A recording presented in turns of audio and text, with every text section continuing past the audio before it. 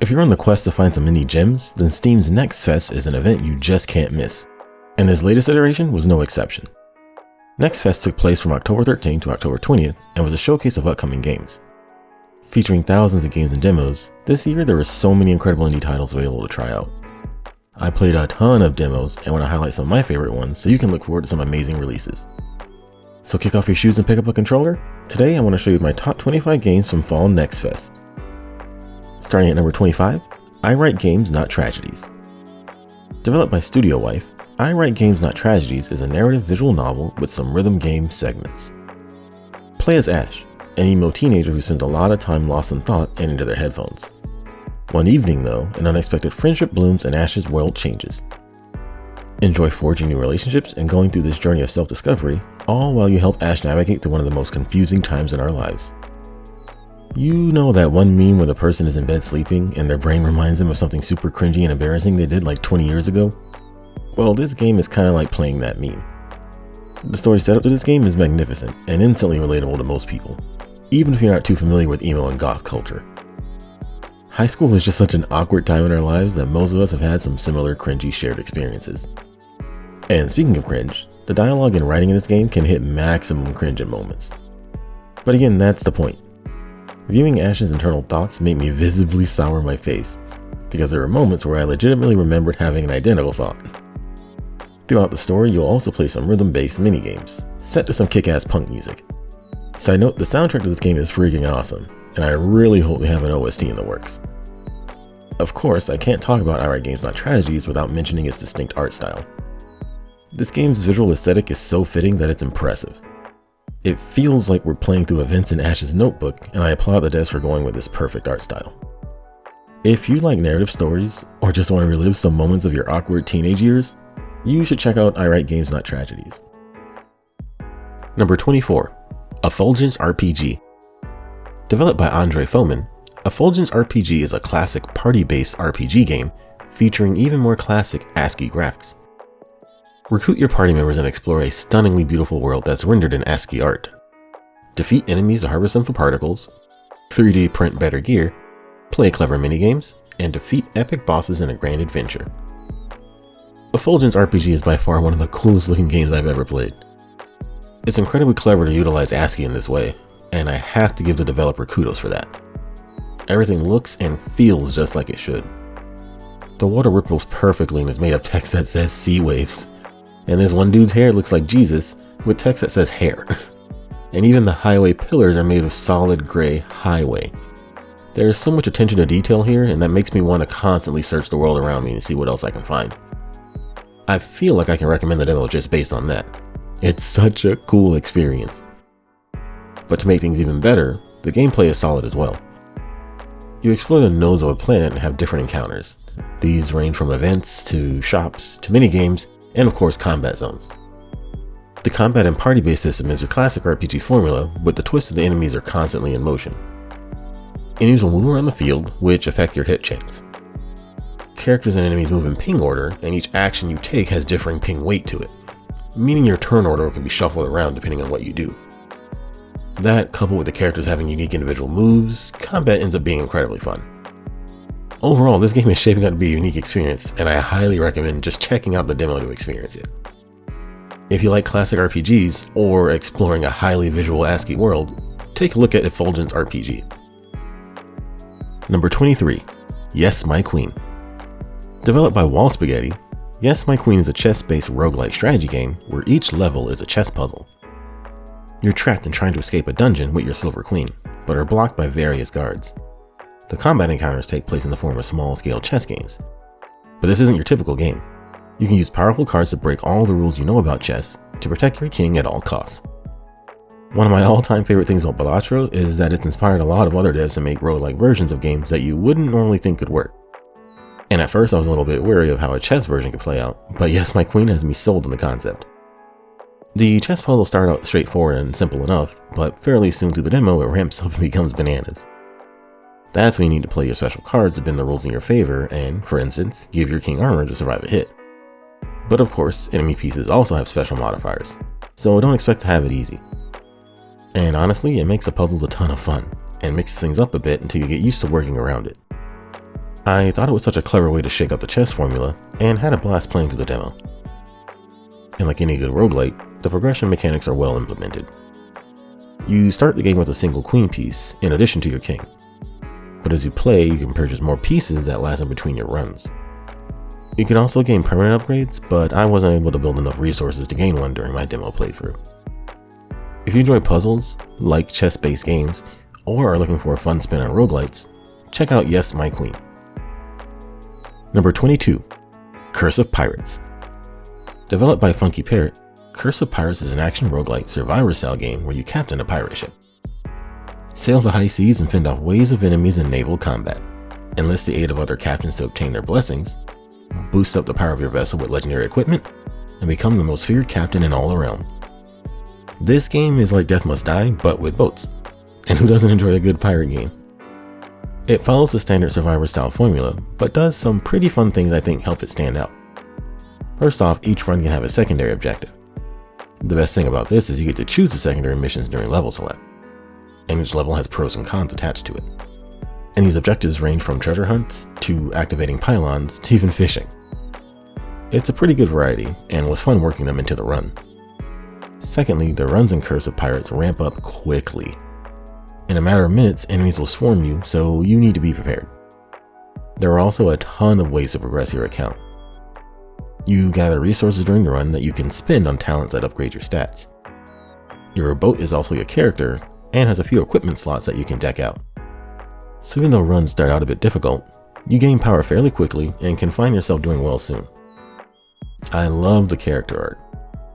I feel like other captains and first mates have a lot of detail, and some overall impressive designs. The powers and abilities you get from them are also fun to use. There aren't too many Survivors games with ultimate abilities, but man do I love having them. If you're in the market for a fun Survivor style game, and also love pirates, be sure to check out Curse of Pirates. Number 21, First Squadron Phoenix. Developed by Raptor Claw, First Squadron Phoenix is a spacefaring rail shooter with roguelike elements and featuring a cast of quirky anthropomorphic animal characters. Play as Robin, a new cadet in the titular Phoenix Squadron. Pilot your ship through thrilling environments, upgrade your skills and abilities, and battle against hardened enemies and a nefarious threat. If this sounds familiar, well, it should. First Squadron Phoenix takes heavy inspiration from the Star Fox series, which works both for and against it at times. To start with the positive, the game looks good and clearly invokes nostalgia. The characters all have personality and their own particular quirks, which makes them feel real. The gameplay is a blast. I have to admit I haven't played too many rail shooters, especially space ones, outside of Star Fox. But this was genuinely fun to play through. Piloting the ship feels good, and gunning down waves of enemies is satisfying. Plus the levels have many challenges to complete during them for extra bonuses, which is always a welcome addition to minigames. And the roguelite element really pushes it up to me. Completing the level awards experience, which grants you skill points. You can then use those points on a plethora of bonuses to enhance your ship. Even though I'm really into this game, there are a few things that feel a little odd. First, I love the personality of the characters. However, I do think that having them as hyper-realistic animal designs feels a little out of place, especially if you compare them to the heavy polygonal world around them. It's not a game breaker for me, but it's just a little strange. Finally, being heavily inspired by it, First Squadron is going to be compared to Star Fox. There's just no way around it. That can be some pretty big shoes to fill on the heels of a legendary franchise, but I think First Squadron Phoenix can be special. I haven't seen too many rail shooters lately, but I do think that there could still be a fun place for them in the gaming sphere. And that means we could use some quality games like this one to fill that space. If you're looking for a new rail shooter, or miss classic Star Fox games, be sure to give First Squadron Phoenix a try. Number 20, Fishing Mega Game. Developed by Peep, Fishing Mega Game is a survivor style game, but the twist in this one is that you play as fish. This game is an insane combination of fishing minigame and creature collector. Find exclusive fishing spots, play as your favorite fish, and find and unlock even more unique fish to play. Who knows, if you're lucky you may even find a shiny variant to add to your collection. I freaking love fishing minigames. Whether it's in Stardew Valley, Breath of Fire, or My Time in Portia, fishing minigames tend to be some of my favorite types of minigames. so when I saw that there was a survivor-style fishing mega game, I immediately tried it out. And it's been a pleasant surprise with how enjoyable I find this game. It plays like your typical survivor style, and you know how that goes. The abilities are fun to use, leveling up feels good, and while the character may move a tad bit slow in the beginning, overall it's a lot of fun. Where this game shines though, is in the customization and the creature collection parts. If you saw my Shard Squad planning phase video, you know I love creature collectors. And in this game, not only are there over 60 fish to collect, but you can also collect shiny variants. And the way that the shiny variant spawn rate is handled is just genius. You can alter the runs to make it more challenging, and you're rewarded with bonuses to your shiny chance modifier. This setup is definitely sure to appease a collectionist in all of us, it certainly did for me, and the demo left me a bit hungry to see what the full game could have in store. If you enjoy survivor style games, or just enjoy fishing themed games in general, be sure to take a look at Fishing Mega Game. Number 19. High Times. Developed by Yang Mobile, High Times is a narrative, visual novel, dating simulation with a variety of eccentric characters. Play as a main character in Making, as you operate a donut shop in a busy town. But these aren't your normal donuts. These are mood-enhancing donuts that are crafted to help customers get through emotional distress. And if that's not enough, your exes are back in town, and they love frequenting your store. Can you navigate keeping the shop afloat and the complications of human relationships? High Times is one of the more interesting concepts that I've seen in visual novels. I'm a guy who loves donuts, and when I see a game with a mini-game that consists of creating mood-altering donuts, I'm willing to give it a try. But what I wasn't prepared for was the insane variety in the cast, and to be generally hooked on the story and relationships between the main characters and their exes. And while the donut minigame is fun and has its moments, you stay for the characters and to see how the story develops. The art style is also a great selling point. It has a blend of 2D comic and heavy anime influence, and is dripping with slight emo style. The character designs are vibrant and full of expression, and each customer feels very different. Perhaps most impressive is just how much you can customize your main character. It's always a great surprise and bonus when you can really craft a character how you envision them. Of course, sometimes the game can be a bit slow and the dialogue a bit cringy, but that's generally the case with visual novels. Plus, like in outright games like Tragedies, early adulthood and life itself is full of cringy moments. If you're looking for a fun and charming dating sim, full of unique waifus and husbandos, take a look at High Times. Number 18. Night Swarm. Developed by Fubu Games, Night Swarm is a survivor-style bullet heaven with roguelike elements. Play as Roderick, a young vampire lord who awakens from a deep slumber in order to lead his faithful minions against the werebeast hordes.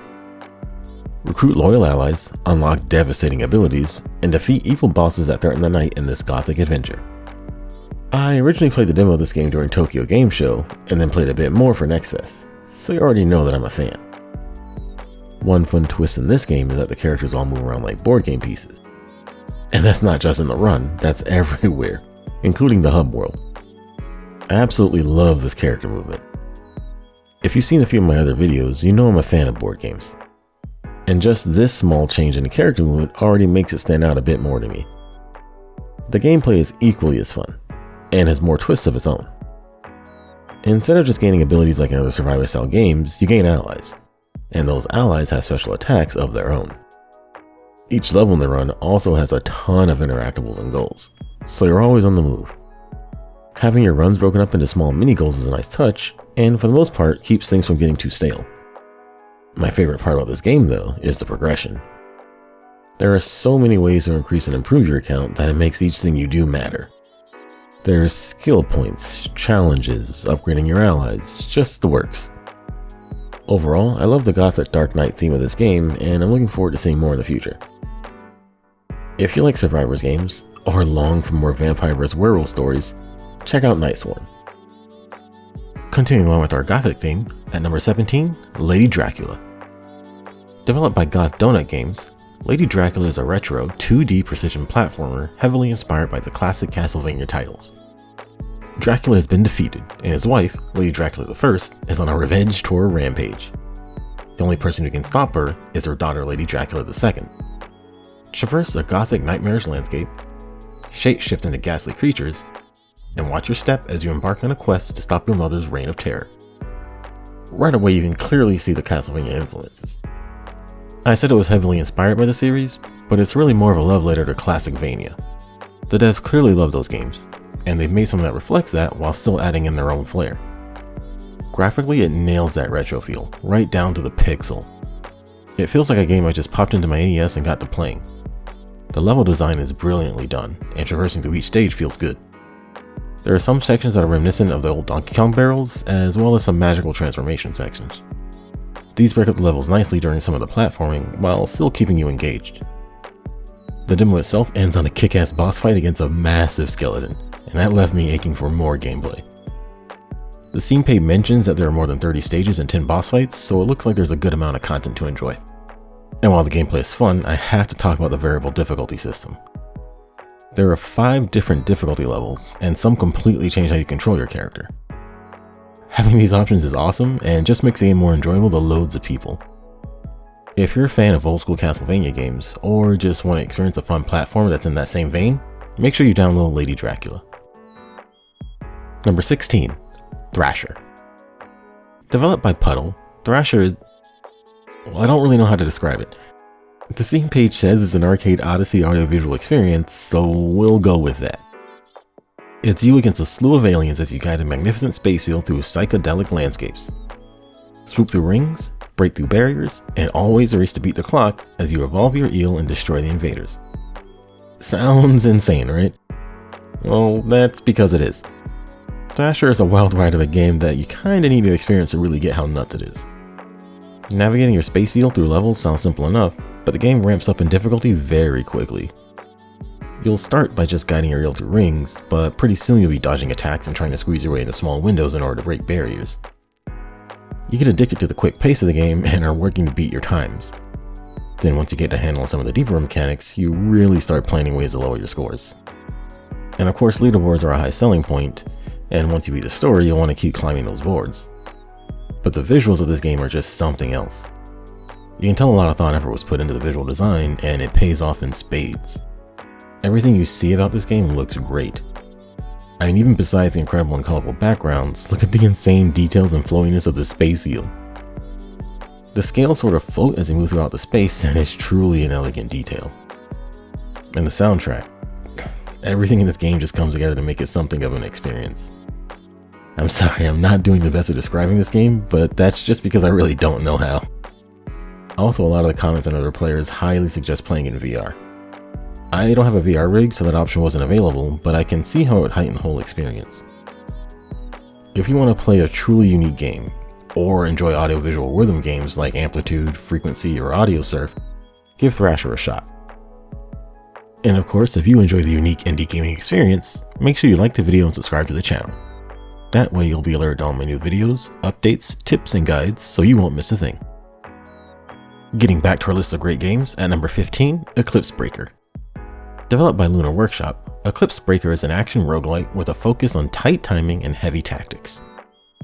Imagine you put away your favorite game for over 20 years, and then you decide to boot up the save file. But in the time you were gone, the world still moved on. That's the setup to the world of Eclipse Breaker. Pretty good hook, right? Play as Ember, a paladin who is rectifying the mistakes of being gone for so long. With all of our allies gone, it's up to her to defeat the rogue sun goddess and restore the light to the world of darkness. Regain her old abilities along with some new ones, find and equip incredible gear, and dodge, parry, strike, and precise timing as you complete runs to save the world. Eclipse Breaker has that feeling of a classic PS2 era RPG, but with an upgrade in the battle mechanics.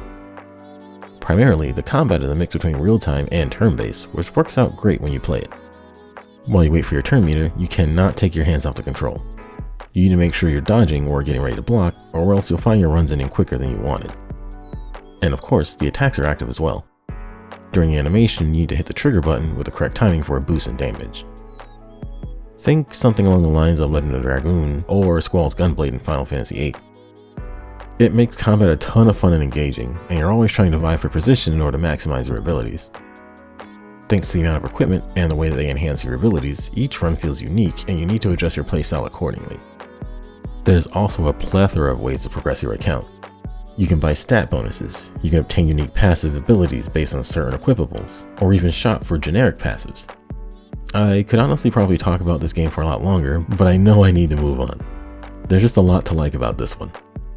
But if you enjoy games like Grandia or other old school PS1 or PS2 JRPGs, be sure to take a look at Eclipse Breaker. Number 14, KORRIDOR. Developed by Tiny Toad, KORRIDOR is a medieval themed corridor runner shoot 'em up with a kick-ass heavy metal soundtrack.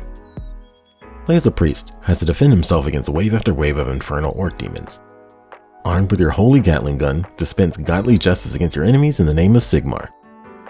KORRIDOR is like those mobile ads you see where you get more soldiers by running the walls and you have to use quick math to defeat bigger baddies. It's like those games, but if it were made by Deathclock. This demo was just good old-fashioned fun. The idea and mechanics behind it are super simple, but incredibly addicting. Powering yourself up and mowing down a massive horde of orc demons is just so satisfying. As you go through the run, you collect gems, which provide small upgrades, but you end up getting so many that they stack up quickly. There's also special runes which grant a pretty significant bonus, sometimes at a penalty. There are also different types of enemies, and most of them do something different when you beat them. So you're constantly trying to make sure you destroy the correct ones, because realistically you cannot destroy them all. At some point, your health just becomes another resource to manage. But nothing could have prepared me for that first checkpoint section. That was an unexpected epic moment, and from that point on I knew I was sold in this game. Plus the boss fight at the end of the demo was pretty great as well. I haven't played too many games like this one, but if corridor runners are becoming more of a thing, I'm on board. If you want to be an overpowered priestly character, or kind of want to experience a way tamer version of how I imagine battles in Warhammer 40k are, you should give KORRIDOR a shot. Number 13, Dead Weight. Developed by Clickfoot Games, Dead Weight is a turn-based tactical roguelike set in a steampunk world. Captain a mighty airship as you explore the dangerous skies and mystical isles. The fuel gauge isn't the only thing you need to keep an eye on though, as ancient gods and their cultists plague the realm. Hire and train your crew, unlock new armor and skills, and prepare yourself to challenge these forbidden deities. Dead Weight is a fun blend of tactical combat games like Final Fantasy Tactics with roguelike progression. This game looks beautiful.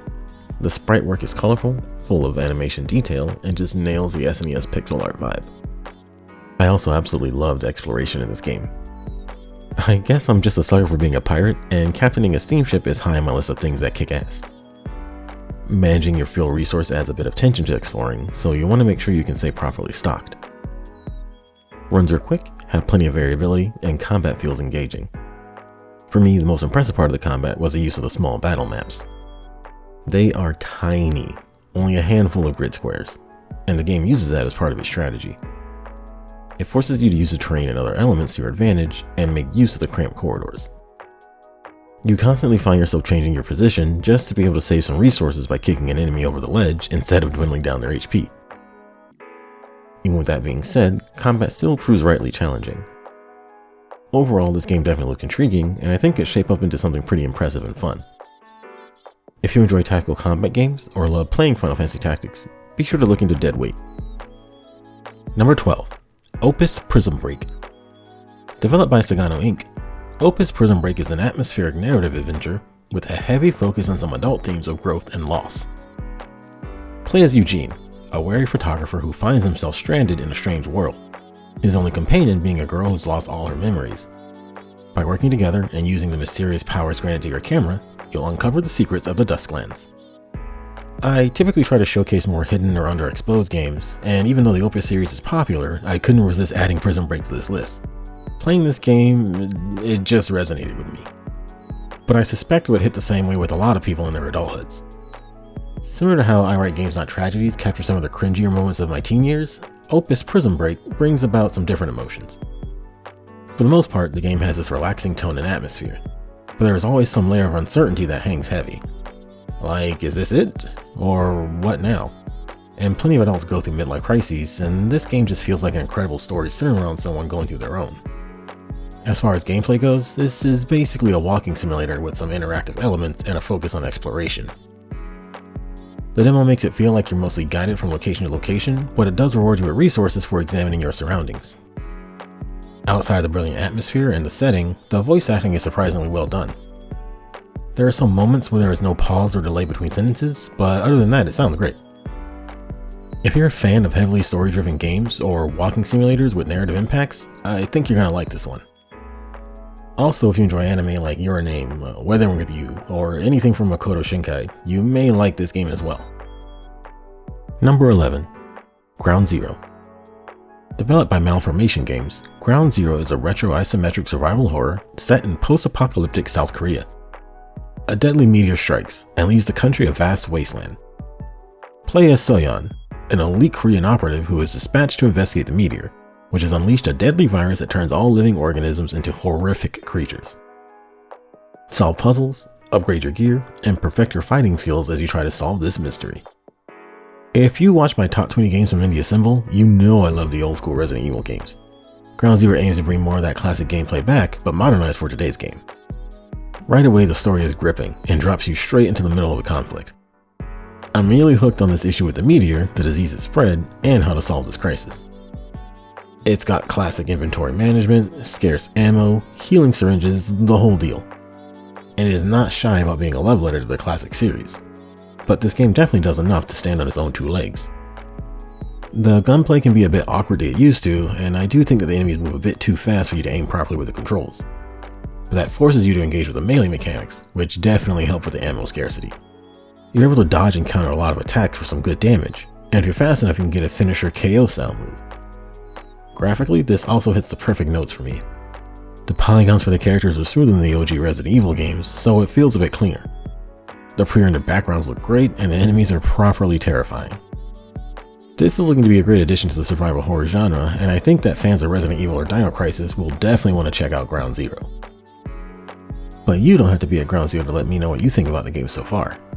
If there's any you played, or any other fantastic ones from NextFest, let me know about them in the comments below. And now, finally, we break into the top 10. Coming in at number 10, Identifile. Developed by Gearbyte Games, Identifile is a roguelike bullet hell where you explore virtual computer files. Your computer has been infected by an unknown virus, causing all your system defenses to fail. Somehow, you become transformed into your mouse cursor, and now it's up to you to save your computer and stop the virus from overrunning your system. Delve deep into your hard drives, identify bugs, and boost up your EXEs in order to clear out the infection. Yes, it's as absolutely wacky as it sounds. As soon as I saw the Steam trailer for this game, I knew I had to play it, and I was amazed at Identifile from pretty much every facet.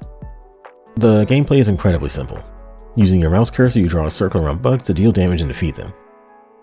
But the amount of viruses on the screen vary and increase, their attack patterns end up all over the place, and it amounts to total chaos very early in the run. When you're not fighting against the virus, you're clicking through folders, navigating your phony computer, searching for the drive's boss virus. They have showcase your humor and nerd credit with their file names, and you're sure to get a chuckle out of a few of them. You search through the files to gain gold to spend at shops, find boosts, or even minigames to gain more gold. It's just a massively clever way to represent a dungeon, and it works so well. But wait, there's more. There are over a dozen different cursor types, each with a different playstyle, so you can shake up your runs in a ton of different ways. There is so much to like about Identifile. The gameplay is fast and addicting, the soundtrack is phenomenal, and there's so much to unlock. Gearbyte Games has managed to create something incredibly innovative here. Those crazy devs have managed to make exploring a computer file system fun. Fans of Pokemon Ranger should take a good look into Identifile. Honestly, I think survivors and roguelite fans may enjoy this one as well. It's just a blast to play.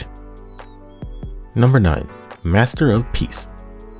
Developed by IM Game, Master of Peace is a 2D isometric strategy game with some roguelike deck builder components. A mysterious black mist covers the world, bringing death, despair, and destruction in its wake. The High Priest proclaims that whoever finds the source of the fog and returns the world to normal will be rewarded beyond their wildest dreams. Enter you. Recruit mercenaries to your cause, employ masterful tactics, and face mighty bosses in this merciless strategic game. This game is intriguing to me because it's a roguelike deck builder, but instead of cards you have mercenary game pieces. Each merc has their own base stats and abilities, so there are plenty of ways to customize your run. And since you can mix and move your unit abilities or give them equipment to alter their stats, you can end up with some pretty epic combinations. Once you place a piece on the battle map, it behaves similar to an auto battler, so you have limited control. And these maps are also small, so unit placement and strategy is key. This ends up being a ton of fun, and you're constantly trying to make sure you plan out your unit moves to make sure you place them in the right spot.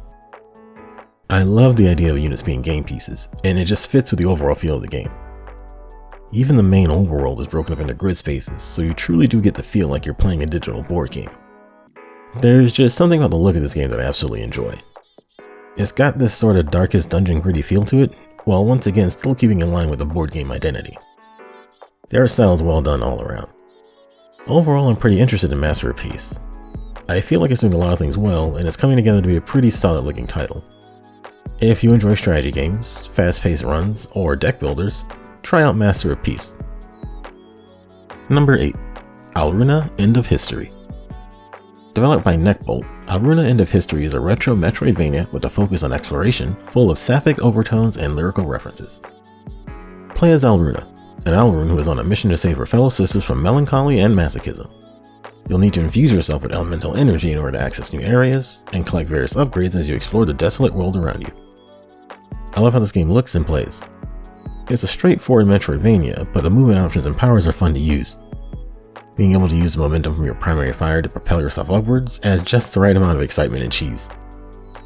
I do wish that the demo showcased a bit more of the elemental powers though. Right now they feel like puzzle solutions, which is great, but the trailers make them look like they could potentially alter gameplay. Of course, this was just a demo, so who knows how the final product will be. But for me, the absolute highlight of this game comes from the soundtrack. The boss track hits hard and it makes me want to get the OST. In fact, music is a big theme of this game, as evidenced by a lot of the dialogue. Most of the NPCs you meet speak in lyrical references, and it was interesting discovering just how many they fit in. My biggest concern by far is that the Metroidvania genre is crowded, so it's tough to stand out in. And I'm not sure that this game does anything immediately that stands out to draw people in. But for me personally, I think Archon End of History could be worth a shot. Again, I love the retro style graphics, exploring the map is thrilling, and the soundtrack is just fantastic. At the very least, I am keeping an eye on the growth of this one. If you're a retro or Metroidvania fan, or just enjoy playing as sapphic monster ladies, take a look at Archon End of History. Number 7. Hell Maiden. Developed by Astral Shift, Hell Maiden is a survivor-style deck builder heavily inspired by the classic poem The Divine Comedy. Play as Dante, who awakens in limbo with no memories of who she is. While being guided by Virgil and protected by Beatrice, fight your way through the hells to save the poets of limbo and recover your memories. Unlock new abilities and signature weapons, strategically arrange your deck of powers, and unleash your ultimate abilities in the fight against the endless waves of Hell's minions. Hell Maiden is like Death Must Die, but with some roguelike deck building. First off, I love the character sprites. It reminds me a little bit of Ragnarok Online, with the bright colors and incredible details. The full body portraits are equally well designed, and every character showcases their personality through their outfits. But the gameplay of Hell Maiden is its strongest feature.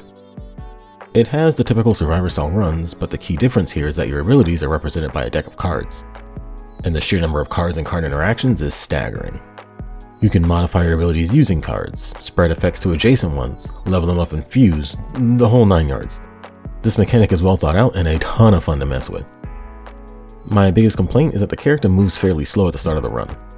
It almost makes movement speed a necessity. That and the current starting weapon is not the easiest thing to use, making the beginning of the game difficult for players new to the genre. But even with that being said, I think with a few runs under your belt, tinkering with the card system, you can push through those shortcomings and become the demon slayer you were meant to be. If you're looking for another fun survivor style game, enjoy deck building strategies, or want to experience the story of an epic fantasy but featuring waifus, check out Hell Maiden. Number 6. Rubinite.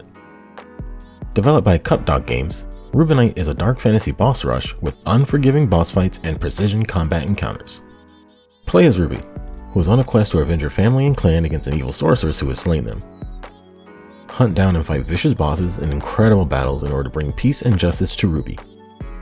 Simply put, Rubinite has some of the best boss fight gameplay that I have played in a long while. The game is practically just your hub world where you update your equipment and boons for boss fights, and then the boss fights themselves. There are virtually no filler levels, and the story is revealed between battles. But what that means is that the devs were free to focus and refine the combat, and they really cooked up something special. In order to defeat these bosses, you need to make use of a unique focus mechanic. You can focus on an enemy weak spot to build up to an attack that deals massive damage. But of course, enemies aren't just going to sit back and let you watch them. Learning the delicate dance of when to dodge or when to focus adds an incredibly fun challenge. And the boss fights themselves are well designed. Like most Souls games, you will die a lot, but learning the boss patterns is half the battle. The music is haunting and fitting, the pixel art style is immediately eye-catching. Both Ruby and the bosses are beautifully animated, the characters all have personality and are endearing. There's just a lot to like here. I really can't think of too many cons for Rubinite. Halfway through playing the demo, I immediately wishlisted it. I've got my eye on this one and think it could shape up to be something pretty amazing. If you like the challenge of Soulsborne boss fights, or learning the dance steps to a difficult boss, do not sleep on Rubinite. Or if you're a gamer who just plain loves finely tuned combat mechanics, be sure to give it a try as well. Before we get into top 5, I have to take a brief moment to talk about Next Fest. There were so many incredible games this year for the fall Next Fest. I had a tough time limiting my game list this year. After I did my first pass through of the games I wanted to try out, I ended up with over 100 games I had in my supposed shortlist. I knew then we were in for a great fest. I did a second pass and was able to shorten the list down to about 80 games. Then I got to playing. All in all, I was able to make it through about 55 of the games on my list for this video. I wanted to keep going and make it through to all 80, but I knew this video would never come out if I did. And this top 5 was so difficult to organize. I had to play them, replay them, rewatch my videos, and refer to notes for a good while before finally being able to properly rank them. I thoroughly love each and every one of these, and I honestly think they could all be number 1. All this is just to say that the state of indie gaming is phenomenal, and is only getting better.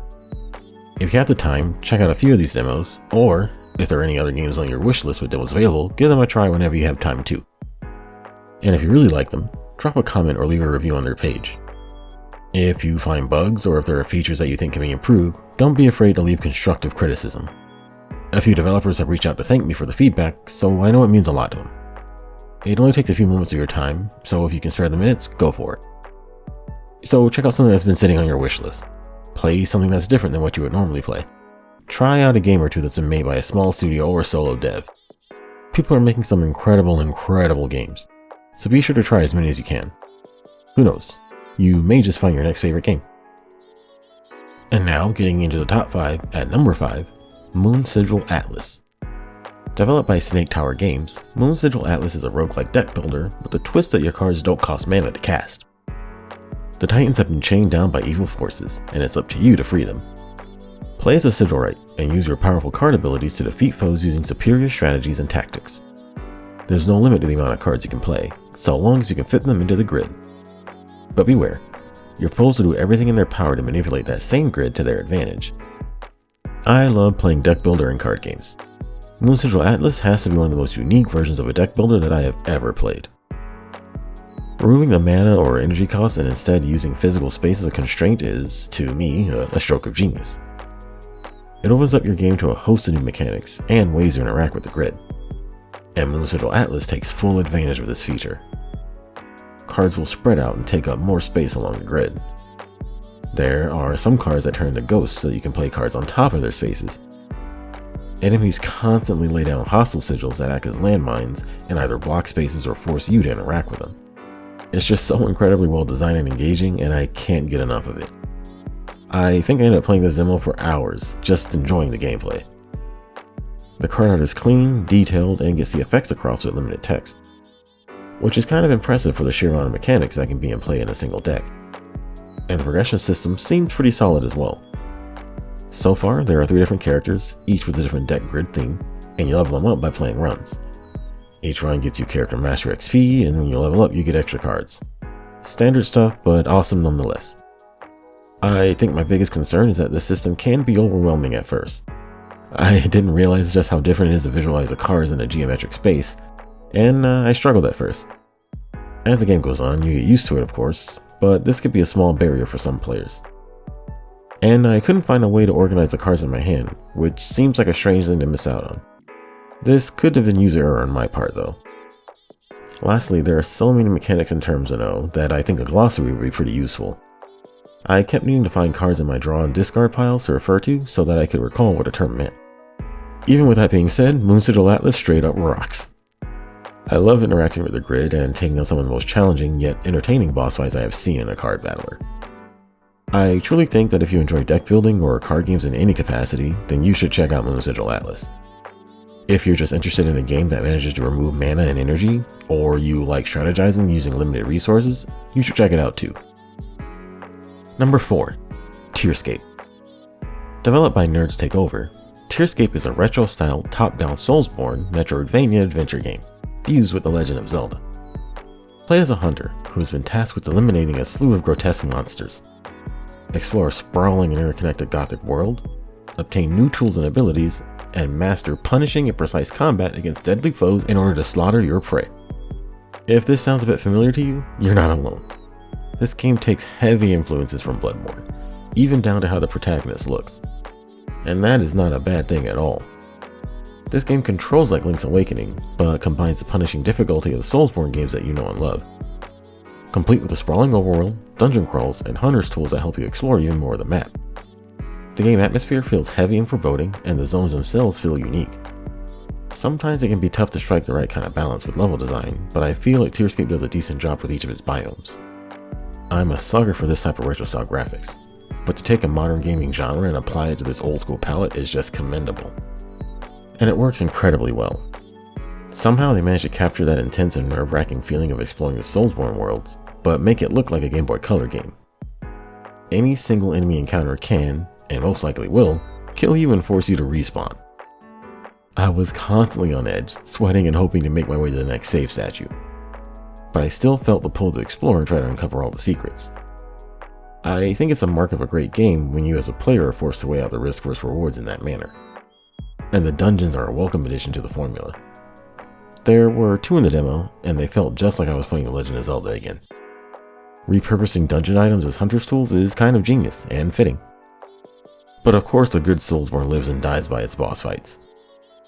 The Tearscape demo had 2 boss fights, and they were fantastic. Just a perfect amount of stress, challenge, and outright unfair garbage that you love to see in these types of games. I'm looking forward to seeing the rest of the bosses in the full release. My one complaint is that I wish you could zoom in on the map. It would be nice for searching through places that you've been through, and for precise pinpointing of locations. This strange combination of genres ended up being one of the most fun gaming experiences I had. I love a good Soulsborne game, and The Legend of Zelda is one of my favorite series of all time.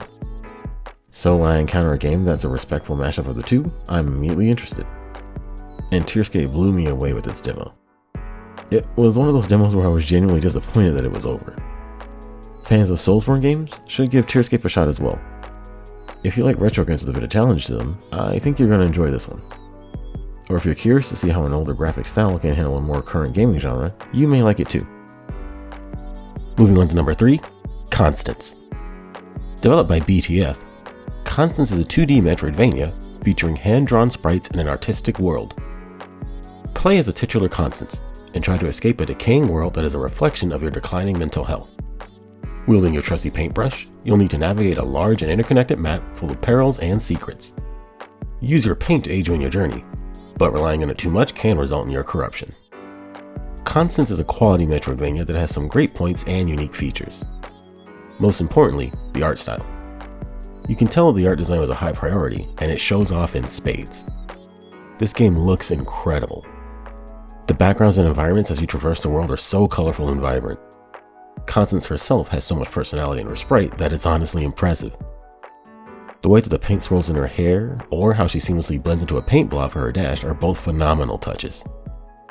And the animations, so fluid.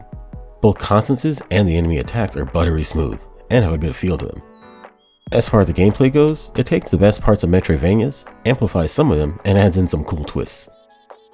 There are a few platforming segments of ramping difficulty, but what I love the most is how they teach you a new mechanic and then quickly incorporate that into the future platforming. Now I know a ton of games do this, but I truly do think that Constance does it exceptionally well. But by far the best mechanic in my eyes occurs when you die. Instead of immediately being forced to respawn at a previous checkpoint, you're offered a choice. You can respawn back at that checkpoint like normal, or you can respawn very close to where you've died with the penalty of making all the enemies significantly tougher. I don't think I've played a game that does that, but I think it's so incredibly cool to have that option. Sometimes the walk back to those boss zones can be a slog, and part of getting better at these games is getting more attempts at the boss in order to get their patterns down. But if you keep dying during the run back, or if it takes too long, sometimes that muscle memory fades. This way at least gives player a choice of how they want to proceed, and I love games that offer additional choices on how you play. I do think that the biggest issue Constance faces is that Metroidvanias are one of the most popular genres out there. And it came out the same year as Silksong while having a very similar feel. Even still, I do think that Constance looks like an amazing title that deserves a chance to stand on its own merits. If you like Metroidvanias, or games with stylish and stunning art design, make sure to look at Constance. Or if you finish your annual playthroughs of Hollow Knight and Silksong and want another game that kind of scratches that itch, I think that Constance has a ton of potential to be that game. Number 2. Archon Soul.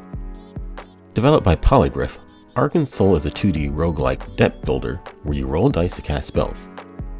Play as a powerful mage and use your custom deck of cards to conquer the Archon's palace. Draft new spell cards, synergize your abilities to create powerful combos, and alter your dice pool in a variety of ways as you face off against the Archon's powerful forces. Can you reach the Archon Soul? Okay. I am just now realizing that I may have played a bit too many deck builders this next fest, but I stand by the 2 I put in my top 5 as fantastic games. Archon Soul is another case of using a unique gameplay mechanic to play the cards in your deck. Instead of mana and energy, you roll dice and use the face values to power your cards. This sounds simple and straightforward, but it opens up the game to some insane levels of customization.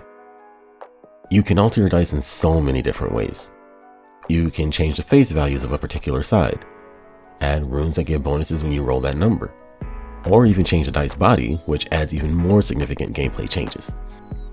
The end result is that there is so much variability in your runs that the replay value of this game seems sky high. Not only that, but you can also use your dice to activate the enemy unit abilities, disrupting them and causing general mayhem. There's just so much you can do and it's all so awesome. It's such a cool and clever way to change up gameplay, and it was instantly addicting to me. I absolutely love tinkering my dice pool in this manner, and finding and applying these variations was so much fun. And the cards themselves can have different effects depending on the die face that you use to cast them. So you can kind of see how the potential for building gets cuckoo bananas really quickly. The demo only had one mage available, the Gaiamancer, but even with his one limited card pool, there were a ton of different ways to build him. So far, I've only talked about the gameplay, but the art style and background illustrations are incredibly well done too. Everything kind of feels like you're playing in a D&D handbook, especially when you check your deck and inventory screens. One thing I do think that can make this game even better is the addition of either items or trinkets that give you a sort of bonus for the run. A lot of roguelike games have something similar, and I feel like it would just fit in well with the dice mechanics. Or potentially challenge runs or a random modifier in a New Game Plus mode. Having the game tinker with the dice pool against you while you try to overcome it seems like another layer of added fun. I don't know, I'm just really excited about this game that I'm already daydreaming of ways to get more content for it. If you're a fan of roguelike deck builders, do yourself a favor and give Archon Soul a try. Or if you like strategizing, theory crafting, and designing the perfect build of deck synergies, then you may like this one as well. And now, finally, my favorite game that I played from Next Fest, the remake of the end of the greatest RPG of all time. Did you guys ever play that one game? What am I talking about? It was the greatest RPG of all time. Of course you played it. Everyone was playing it. Well, do I have some great news. A small studio decided to remake the last hour of that game. That part in the final dungeon. You know the part. The one with the tough puzzles and the super epic boss fight and that one section. And I mean they completely remade it from the ground up, with updated graphics and everything. But wait, there's more. They've even added a ton of extra content, like director's commentary, behind the scenes dev footage, and even a digital manual. They've done an amazing job bringing this game to life, and renovating it for the modern age. As much as I'm enjoying this nostalgic trip down memory lane, there's something off about it that I can't quite put my finger on. There's a few odd bugs and weird moments that I don't remember happening in the original game. I'm not sure what's going on, but there's definitely something strange here. That's the basic premise of the remake of the end of the greatest game of all time, and it grabbed my attention immediately. There's so much to like about this game, but it's unfortunately one of those situations where the more you discuss it, the greater the risk for spoilers. So I'll do my best to keep this one as spoiler free as possible. You're basically just dropped in the middle of the end of this game, and playing it from this point of view is a unique experience that the game hams up completely. It expects you to know complex game mechanics and how to properly use your characters, because in order to get to that point you would have had to know that information. So as a player you're constantly like, what the heck are they talking about? But eventually you'll uncover more and more information that you should know and learn, or I guess relearn how to play.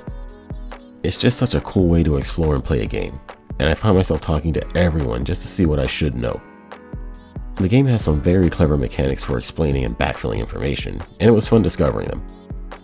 So even though you're at the end of the game with this overpowered gear and a full inventory, you're kind of handicapped by your own lack of familiarity with the game. But that's all just part of the cover story. The real game is the mystery behind the scenes, the story of the game's creation, and the relationship between the two creators who were crazy enough to make it. And to uncover that, you'll need to play through and unlock secrets, pursue buggy encounters, and replay important moments to collect all the bonus content.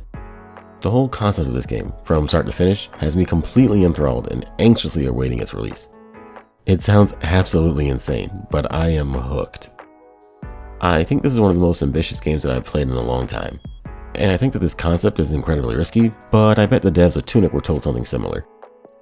After playing the demo though, any fears I had are long buried, and I think that this could potentially be one of those game experiences that we talk about for a while. Fans of Tunic, Noita, Outer Wilds, or Doki Doki Literature Club, and other metagames may find themselves really enjoying the remake of the end of their greatest RPG of all time.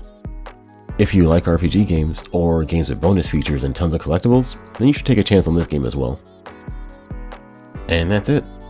Thanks for watching my video on my favorite games from Next Fest. If you enjoyed the video, don't forget to like and subscribe to the channel. I've added all the Steam pages for all the games I played in the description below, so make sure you give them a try if they're still available. If there were any that you liked from the video, be sure to add them to your wish list. It took me so long to make this one that some of them are actually released already, so you could be playing some of these excellent games today. This time I also recorded gameplay streams for a few of the demos I tried out and uploaded the VODs to YouTube. I'll add a link to that playlist in the description as well, if you're interested in the gameplay and some initial impressions. Thank you for watching, and good luck on all your future runs.